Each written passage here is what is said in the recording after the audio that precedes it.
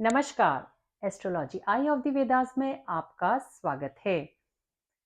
क्या आपने कभी ये सोचा है कि एक ही गोचर किसी व्यक्ति की तो जिंदगी को बिल्कुल बदल देता है, उसके लिए बहुत कुछ लेकर के आता है। और वही गोचर किसी और व्यक्ति के लिए बिल्कुल सामान्य जाता है, कुछ खास प्राप्ति उस गोचर के दौरान उस व्यक्ति को नहीं होती है।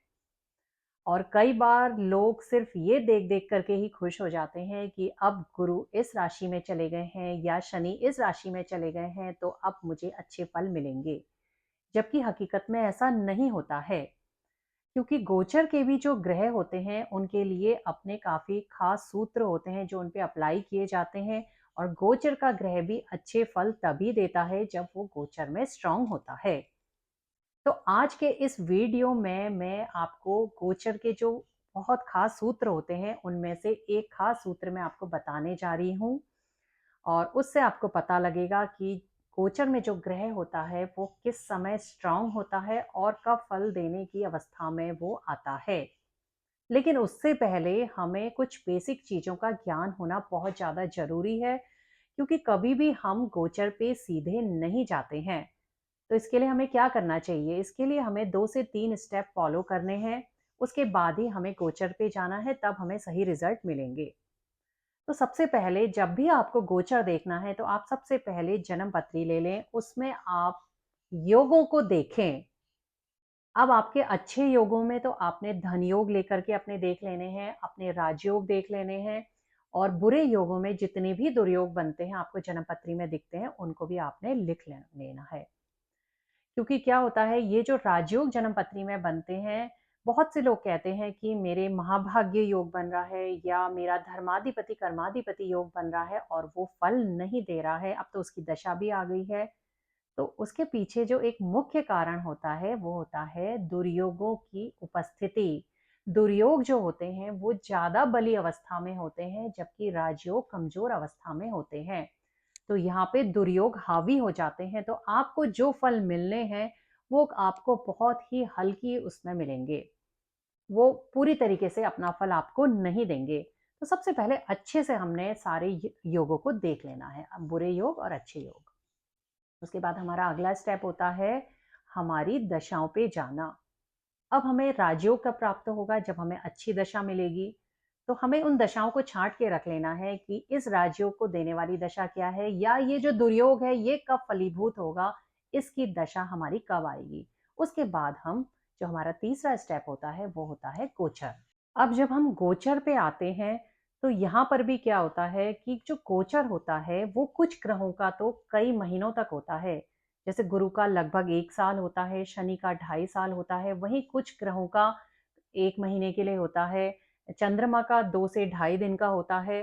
तो हमारे सामने मेन प्रॉब्लम ये आती है कि हम सही समय को कैसे निकालें कि उस खास समय में ही हमें इस चीज की प्राप्ति होगी। जैसे कि मैं आपको एक उदाहरण से समझा देती हूँ। जैसे गुरु का गोचर है वो 1 साल के आसपास रहता है, और आपको पता है कि ये गोचर मेरे लिए अच्छा जाने वाला है, क्योंकि आपने अपने योग देख लिया, आपने अपनी दशा देख ली, सब कुछ आपके फेवर में है। अब प्रश्न ये उठता है कि क्या वो पूरे साल आपको अच्छे फल मिलेंगे? ऐसा तो नहीं होता है। अगर आपको प्रमोशन मिलना है तो पूरे साल तो नहीं मिलेगा, एक कोई खास समय होगा। अब वो खास समय कैसे निकलेगा? उसके लिए आपने वो गोचर के ग्रह की अवस्था को देखना है। वो जिस समय स्ट्रांग अवस्था में चले जाएगा उस समय वो अपने पूर्ण फल देगा। अब सवाल ये है कि वो कैसे बली होगा? तो यहाँ पे एक बहुत ही खास सूत्र होता है, ग्रहों की डिग्री। गोचर के ग्रहों की डिग्री। और हमारे जितने भी क्लासिक्स हैं उनमें सभी में दिया गया है कि ये जो ग्रह होते हैं, हर एक ग्रह के लिए अलग अलग डिग्री होती है। और उस खास डिग्री पे जब वो ग्रह गोचर में पहुंचता है तो वो अपने पूर्ण फल उस समय देता है। हालांकि वो जो गोचर में अच्छी अवस्था में है तो वो फल देने वाली अवस्था में तो आ जाता है, लेकिन जो पूर्ण रूप से हम कहते हैं फल प्राप्त होते हैं, वो जब उस डिग्री में जाता है तभी मिलते हैं। अब ये डिग्री भी जो होती है वो ग्रहों की दो तरीके से देखी जाती है। एक तो मार्गीय जब वो अवस्था में होगा तो उसके लिए कुछ अलग डिग्रियां होती हैं। वही ग्रह जब वक्री अवस्था में होगा तो उसके लिए डिग्रियां कुछ अलग होती हैं। तो आज के इस वीडियो में आपको बहुत कुछ जानने को मिलेगा। कौन सी वो डिग्री है, किस डिग्री पे ये ग्रह, मैं सब कुछ आपको अभी बताऊंगी। तो अब इसके लिए हमें आगे बोर्ड पे चलना होगा और वहां पे मैं आपको समझाऊंगी कि हर ग्रह की वो कौन सी डिग्री है, मार्गी की क्या है, वक्री की क्या है। उससे पहले मैं आपको एक चीज बता दूं कि वक्रीय ग्रहों में जब हम देखेंगे तो यहाँ पे हम सूर्य को, चंद्रमा को, राहु को, केतु को नहीं लेंगे, क्योंकि सूर्य और चंद्रमा कभी भी वक्रीय नहीं होते हैं, वो हमेशा मार्गीय रहते हैं, तो उनके लिए सिर्फ एक ही डिग्री होगी।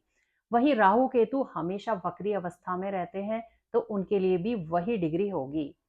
और बाकी के ग्रहों की कैसे देखेंगे वो सब मैं आपको बोर्ड पे बताती हूँ। तो अब हम आगे की चीजें बोर्ड पे समझते हैं। चलिए, यहाँ पर देखिए बोर्ड में मैंने, अगर ग्रह मार्गी है तो कौन सी डिग्री होनी चाहिए, अगर ग्रह वक्री है तो डिग्री क्या होनी चाहिए, ये सब कुछ लिखा हुआ है। मैं एक बार समझा देती हूँ। सबसे पहले हम सूर्य पे चलेंगे और सूर्य में आप देखिए 0 से 10 डिग्री, यानी कि सूर्य ट्रांजिट में जब किसी राशि में प्रवेश करता है और उस समय उसकी डिग्री 0 से 10 के बीच में होती है, तो वो अपने फलों को पूर्ण रूप से देने में सक्षम हो जाता है। उसके बाद भी वो फल देता है, लेकिन वो फल धीरे धीरे धीरे करके कम हो जाते हैं। तो 0 से 10 डिग्री।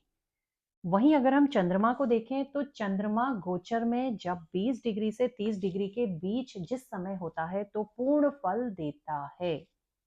मंगल जब ट्रांजिट में 0 से 10 डिग्री के बीच में आता है तो अपने पूर्ण फल देता है।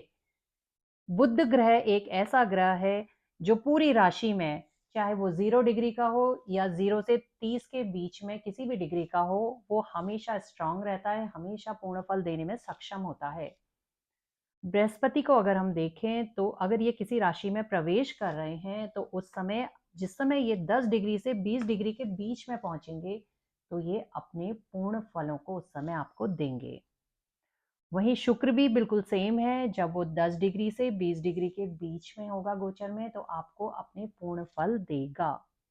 लेकिन शनि के साथ इसका उल्टा होता है। शनि जब किसी भी राशि में 20 डिग्री से 30 डिग्री के बीच में पहुंचते हैं तो वो अपने पूर्ण फलों को देते हैं, क्योंकि शनि वैसे भी एक बूढ़ा ग्रह है, बुजुर्ग ग्रह इनको माना जाता है और ये काफी धीरे धीरे चलते हैं। ये अपने फल देते हैं, इनमें इतनी ताकत होती है कि ये राजा को रंक रंक से राजा बनाने की हैसियत रखते हैं। तो ये जब लास्ट में पहुंच जाएंगे 20 डिग्री से 30 डिग्री के बीच में तो ये अपने पूर्ण फल देंगे। राहु और केतु हमेशा बली रहते हैं, 0 से 30 डिग्री के बीच में कोई भी डिग्री हो, ये हर समय एक से फल देने के लिए तैयार रहते हैं। अब अगर हम वक्री ग्रह देखें तो मैंने सूर्य, चंद्रमा, राहु, केतु आपको पहले ही बता दिए थे अभी वीडियो में। अब अगर हम मंगल को देखें तो मंगल जो है जब वक्रीय होगा तो उस समय ऐसा मंगल उस राशि में जब 20 से 30 डिग्री के बीच में होगा तब वो अपने पूर्ण फल देगा। बुध का भी नहीं लेना है क्योंकि ये हमेशा बली रहता है। बृहस्पति को अगर हम देखें तो ये बीच की डिग्री जो 10 से 20 होती है इसमें बली होते हैं, तो चाहे ये मार्गीय हो चाहे ये वक्रीय हो, ये दोनों अवस्था में इसी डिग्री पे फल देंगे। शुक्र भी इसी डिग्री पे फल देंगे। अब हमारा एक ही ग्रह बचता है शनि। तो शनि जब वक्रीय होंगे गोचर में कभी भी, तो उस समय जब वो 0 से 10 डिग्री के बीच में होंगे तो वो अपने पूर्ण फल देंगे। तो अब आपको बहुत अच्छे से क्लियर हो चुका होगा कि वो कौन सी डिग्रियां हैं जिन पे ग्रह गोचर में अपने पूर्ण फल देने में सक्षम हो जाता है। तो आगे के वीडियो में हम गोचर के जो खास सूत्र हैं बाकी बचे हुए हमारे, हम उनको जानेंगे। आज के लिए बस इतना ही। धन्यवाद।